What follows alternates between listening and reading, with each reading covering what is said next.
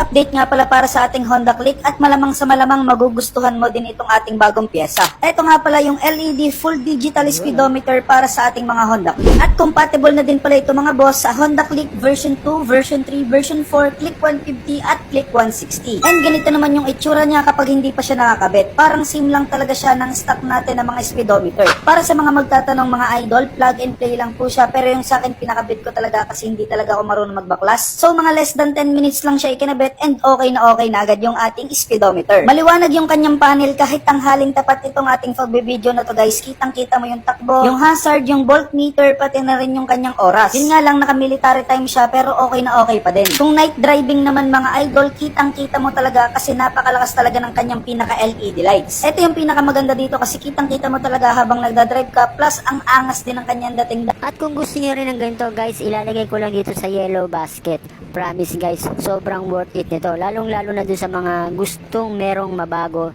sa kanilang motor, lalo na dito sa Click. At hindi rin siya sobrang kamahalan para sa pangmatagalang pormahan, no? So yun guys, happy shopping. Click nyo na lang yung yellow basket.